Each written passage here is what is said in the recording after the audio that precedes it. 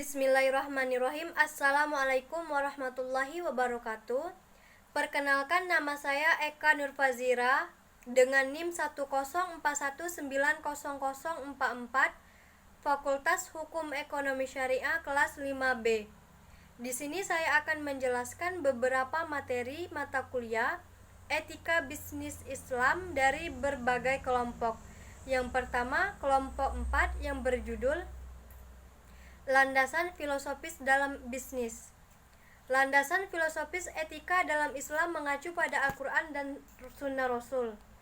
Di samping itu, etika dan Islam mengacu pada hasil kajian filosofis para mujtahid yang terbimbing kemakrifannya dan kesejahteraannya. Dengan kata lain, bahwa Al-Quran merupakan wahyu yang dijamin kebenarannya secara ilmiah, maka ia dijadikan landasan kehidupan pribadi dalam hubungan dengan masyarakat dan lingkungan. Oleh karena itu, etika merupakan cabang filsafat yang mencari hakikat nilai-nilai baik dan buruk dari perilaku manusia yang dilakukan dengan cara kesadaran berdasarkan pertimbangan naluri dan akal. Hal ini mengingat karena persoalan etika merupakan persoalan yang terkait dengan eksistensi manusia terhadap dirinya sendiri, lingkungan dan orang lain dalam konteks hubungan sosial, ekonomi, politik, kebudayaan, dan agama.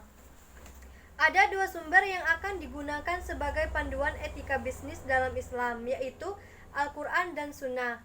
Abu Hurairah dari Nabi Muhammad SAW mengatakan, yang artinya, aku tinggalkan saya dua hal. Anda tidak akan hilang selama-lamanya selama Anda tetap dengan bahwa posisi kedua kitab Allah dan sunnah nabinya. Yang jual beli disyariatkan oleh Allah berdasarkan dalil-dalil sebagai berikut. A. Firman Allah dalam surah Al-Baqarah ayat 282 yang artinya, dan persaksikanlah apabila kamu berjual beli, dan janganlah penulis dan saksi saling menyulitkan. Jika kamu lakukan yang demikian, maka sesungguhnya hal itu adalah suatu kefasikan pada dirimu, dan bertakwalah kepada Allah. Allah mengajarmu dan Allah Maha mengetahui segala sesuatu. B. Firman Allah dalam surah An-Nisa ayat 29 yang artinya, hai orang-orang yang beriman, janganlah kamu saling memakan harta sesamamu dengan jalan yang batil, kecuali dengan jalan yang perniagaan yang berlaku dengan suka sama-sama suka di antara kamu, dan janganlah kamu membunuh dirimu, sesungguhnya Allah adalah Maha Penyayang kepadamu. Yang kedua dari kelompok 5 dengan judul Etos Kerja dalam Bisnis Islam. 1. Pengertian etos kerja. Menurut Kamus Bahasa Besar Indonesia, etos adalah pandangan hidup yang khas dari suatu golongan sosial. Sedangkan etos kerja adalah semangat kerja yang menjadi ciri khas dan keyakinan seseorang atau suatu kelompok. Sedangkan dalam bukunya Talidzuhu Dara, yang dimaksud dengan kerja adalah sebagai proses penciptaan atau pembentukan nilai pada suatu unit sumber daya, pengubahan atau penambahan nilai pada suatu unit pemenuhan kebutuhan yang ada. Yang kedua, Al-Quran untuk bekerja keras. Yang kedua, anjuran untuk bekerja keras.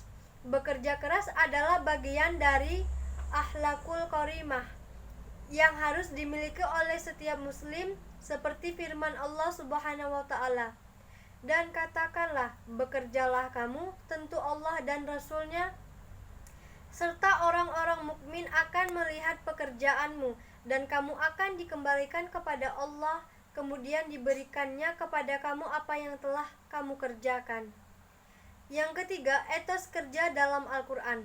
Etos kerja yang islami berarti bekerja dengan menjunjung tinggi dasar dari pemikiran Islam, yaitu Al-Quran dan hadis, sebagai sebuah kepercayaan dan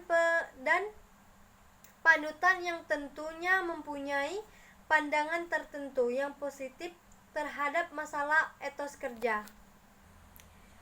Yang ketiga, kelompok 6 dengan judul Etos Kerja dalam Bisnis Islam dan Konsep Dasar Kewirausahaan. 1. Pengertian etos kerja. Etos berasal dari bahasa Yunani, yaitu etos yang artinya sikap, kepribadian, watak, karakter, serta keyakinan atas sesuatu. Sikap ini tidak saja dimiliki oleh individu tetapi juga oleh kelompok bahkan masyarakat.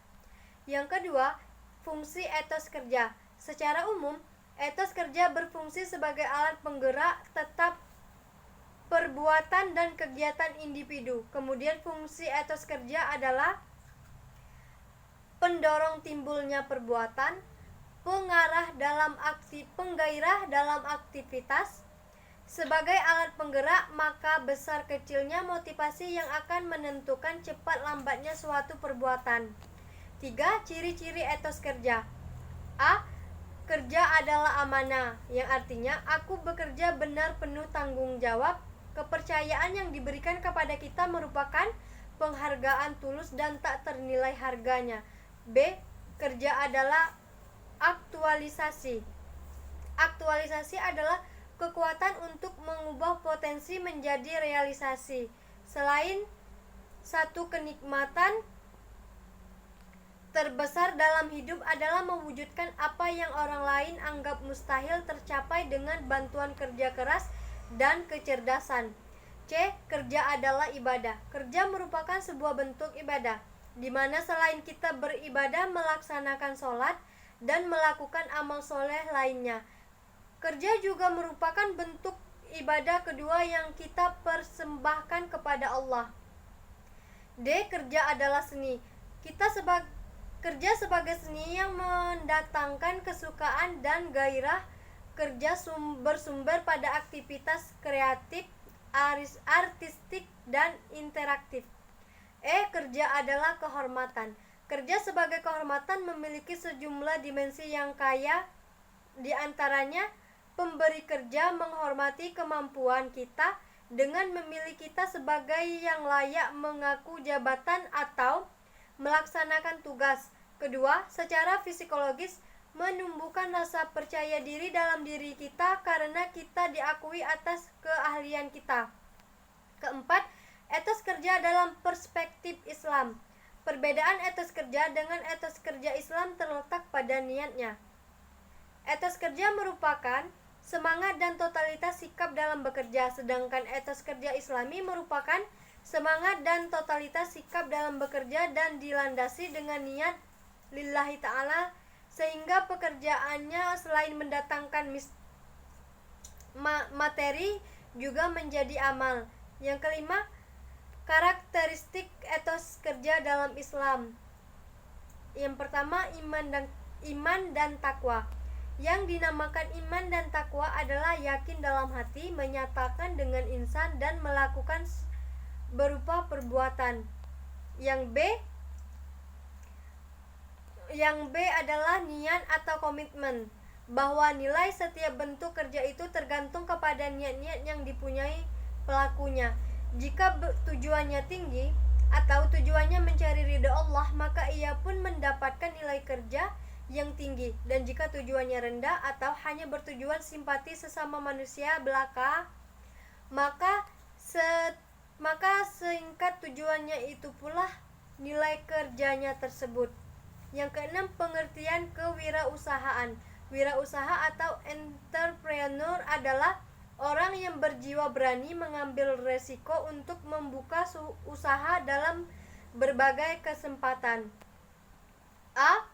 Maksud dan tujuan kewirausahaan untuk meningkatkan jumlah wirausaha berkualitas, membudayakan semangat wirausaha di masyarakat, memajukan dan mensejahterakan rakyat. B. Etika bisnis yang berkah.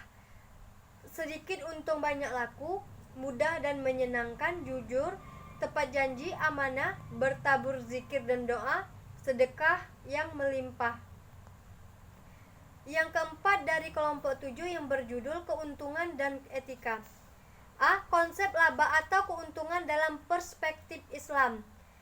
Keuntungan dalam bahasa Arab disebut dengan ar-rib. yang berarti pertumbuhan dalam perdagangan. Di dalam Al-Mu'jam Al-Iqtisad Al-Islami disebutkan bahwa keuntungan merupakan pertambahan penghasilan dalam perdagangan. Keuntungan adalah tambahan dana yang diperoleh sebagai kelebihan dari beban biaya produksi atau modal. Secara khusus, laba dalam perdagangan atau jual beli adalah tambahan yang merupakan perbedaan antara harta pembeli barang dengan harga jualnya. B. Keuntungan dan etika. Prinsip bisnis yang utama dalam ekonomi kapitalis adalah meraih laba atau profit yang sebesar-besarnya dengan modal yang sekecil-kecilnya. Meraih laba atau keuntungan merupakan tujuan dari bisnis itu sendiri, sekaligus merupakan cerminan pertumbuhan harta. Keuntungan akan muncul manakala proses pemutaran modal dan pengoperasionnya dalam aksi-aksi bisnis yang dijalankan. Proses pemutaran modal yang dijalankan dengan tepat dan benar akan dapat merealisasikan perannya dalam aktivitas ekonomi. Yang kelima, dari kelompok 8 yang dengan judul Etika Produksi Perspektif Islam, pengertian produksi dalam Islam dan konsep produksi dalam Islam. A. Pengertian produksi dalam Islam. Produksi merupakan bagian terpenting dari ekonomi Islam di samping konsumsi, distribusi, dan redistribusi. Produksi adalah suatu rangkaian kegiatan yang secara langsung maupun tidak langsung akan mempertinggi nilai guna suatu barang untuk memenuhi kebutuhan manusia. Terminologi produksi tidak ditemukan pada nas baik Al-Quran maupun hadis. Akan tetapi, ada dua terminologi yang bisa dipakai dalam menjelaskan makna produksi ini, yaitu al-kasab atau al-intaj yang secara harfiah dimaknai dengan ijad sil'ah atau mewujudkan dan mengadakan sesuatu, atau khidmah muayyanah bi istiqdam muyazim min anasir al-intaj damin itar zaman muhaddadin, atau pelayanan jasa yang jelas dengan menuntut adanya bantuan penggabungan unsur produksi. Unsur-unsur produksi yang terbingkai dalam waktu yang terbatas. B. Konsep produksi dalam Islam. Produksi adalah suatu kegiatan yang dilakukan oleh manusia untuk menghasilkan suatu barang dan jasa yang dapat dimanfaatkan oleh para konsumen. Produksi dalam Islam merupakan usaha manusia untuk memperbaiki kualitas diri baik fisik, material, atau moralitas sebagai alat untuk mencapai tujuan syariat Islam. Jadi, suatu produksi dilakukan untuk memenuhi kebutuhan masyarakat, baik itu dalam jangka pendek maupun jangka panjang. Suatu produksi yang dibuat berdasarkan syariat Islam tidak hanya untuk memperbaiki fisik, material, dan moralitas, namun juga sebagai sarana dalam memperbaiki kehidupan di akhirat.